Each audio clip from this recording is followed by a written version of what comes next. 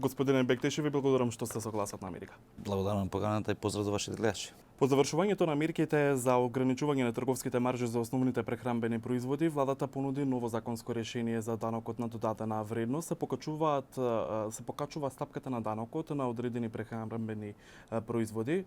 Зошто владата носи мерки и законски решенија по кои се удира врз джебот на граѓаните? Значи, разбирливо, прво и основно владата не удира по джебот на граѓаните, владата го прави спротивното. У секоја економија и секоја влада која директно се грижи за граѓаните, прво и основно треба да се грижиме за тие што се најранливи категории. А најранливите категории се тие што користат најмногу основни прехранбени производи. Производите кои беа најавени од страна на министерот за финансии, што влегуваат во прехранбената индустрија, така наречена, значи не влегуваат во основните прехранбени производи и кои се користат на дневна база, како што се лебот, како што се маслото за јадење, како што е оризот, како што се јајцата, како што е млекото и слично. Меѓутоа даноците двојно се покачува за овие производи. Зборуваме за производи како што се морски плодови, одредени видови на риби и слично. Значи нашата цел, рече се повеќе од една година, секогаш била за да ограничиме одредени маржи кои биле користени од страна на трговците, почнувајќи го од почетокот на ланецот па до формирање на финалната цена. И тоа сме го оствариле.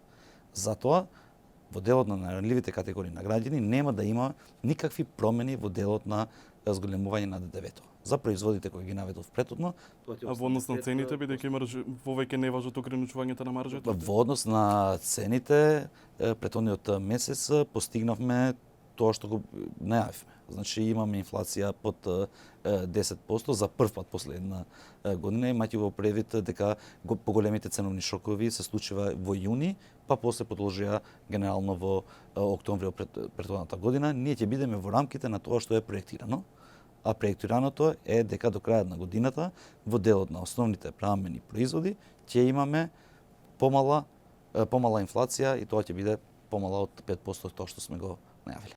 Се навртам повторно за новото законско решение за ДДВ-то. Како Министерство за економија ги повикувавте граѓаните да се загреваат на пелети, за ово имаше и субвенции, меѓутоа сега со новиот закон за ДДВ планирано да има повисока стапка на доночење за пелетите, коктелите на печките и коктелите на пелети. Која е логиката во ова? Значи вака, имаме закон за трговија. Имаме закон што утврдува вакви работи. Ние мерките кога сме ги носиле, тие биле времени мерки кои се однесувале за справување со одредени кризи. Почнувајќи од пандемијата, енергетската криза, па ценовната криза и слично. И таму има простор, има рамка каде што во одредени моменти, кога ќе има дисбалансирање на пазарот за одредени производи, вклучувајќи го и пелетите, пошто ние не сме големи производители на пелети како држава, главно Меѓутоа Министерството за економија имаше повеќе за увозни зависни и затоа секој ден, у секој момент, ако се приметува дека има злоупотреба на цените за одредени производи, во овој случај на пелетите, или пак не е одржливо за граѓаните што користат пелети, тогаш Министерството за економија во првата владина седница може да ја укине целосно, како што тоа го направило и претhodно, преку така наречените автономни мерки, каде што се прават нула сите давачки. Меѓутоа, која е целата логика една институција да повикува на инвестиција во печки на пелети, а потоа владата да носи законско решение со кое се зголемува данокот на Многу едноставно. Логиката е во енергетска ефикасност и во заштита на електрична енергија, имајќи го предвид дека цел свет се справува со енергетската криза. Значи, вградувањето на пелетите или пак на котелите со пелети, инвестирањето во енергетски ефикасни технологии, значи заштита на електрична енергија, помалце трошоци за граѓаните, а посебно за тие кои имат повеќе потреба.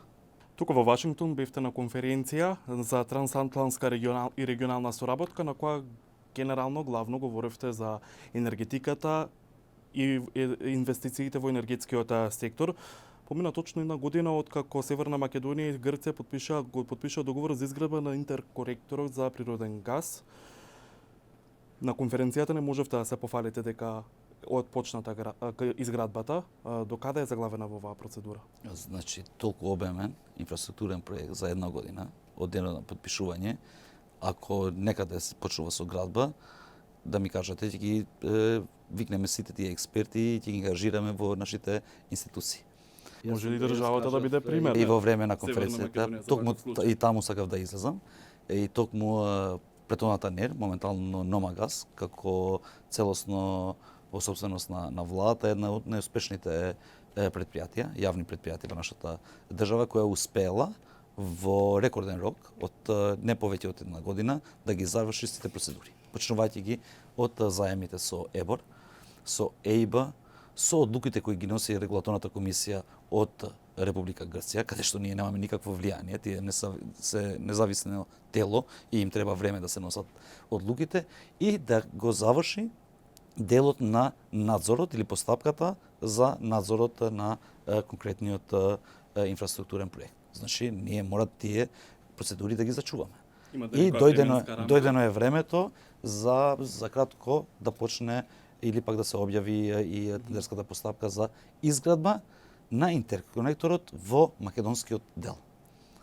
И тоа сакаме да го направиме паралелно со грчката страна и согласно моите информации и тоа што ги имам како конкретни факти и аргументи, ние сме во понапредна фаза отколку што е грчката страна.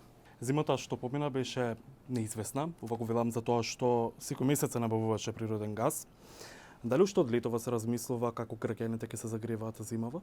Сите подготовки се направени и во делот на топлинската енергија и во делот на електричната енергија. Сите капацитети се функционални, вклучувајќи го и ТЕС-Неготино, но и за наша среќа, но и за среќа на регионот, хидрологијата ова година имаме одлична, што е дополнителен капацитет во делот на акумулациите кои се преточат во електрична енергија, што може да се користат во време на зимата, кога потрошувачката се зголемува. Не очекувам дека ќе имаме некои поголеми проблеми. Веќе имаме искуство од претhodната година. Бевме лидери во регионот во делот на менаџирање со енергетската криза, без никакви рестрикции, без поголеми покачување на цените на електрична и на топлинска енергија. Капацитетите со Република Бугарија во делот на гасоводот веќе ги имаме и согласно пазарната економија сите може да учествуваат, а за нас би било пожелно тоа да биде друг газ освен тој рускиот, за да не можат да не уценува за други работи. Примерот ќе биде ист како минатата зима? Во смисла на набавката на газ? Примерот ќе зависи од одлуките што ќе ги носи СМ или поточно да бидем подружницата на СМ која се занимава со топлинска енергија. Имавте средба со помошник секретарот за енергетски ресурси на Стейт Департментот Џефри Пајат. Што беше фокусот на средбата? На што конкретно се интересираше американската? Господинот Пајат е голем пријател на Република Македонија и од моментот кога беше амбасадор во Република Грција сме работиле заедно, речиси секојдневно и со него лично и со амбасадата на САД во Скопје за да ги олесниме сите процедури во делот на изградба на интерконекторот со Република Грција, но не само, и нашето учество во ЛНГ терминалот во Александрополу, што ќе диверсифицира енергетскиот сектор во Република Македонија. И не само, ќе биде и како можност на нашите други соседи да ја користат инфраструктурата на Република Македонија, што ќе биде економско исплатливо како транзит земја во делот на снабдување со одредени енергенси, каде што ние имаме предност локацијски, имајќи во предвид дека сме во средина на Балканот. Ви благодарам за разговор. Беше задоволство.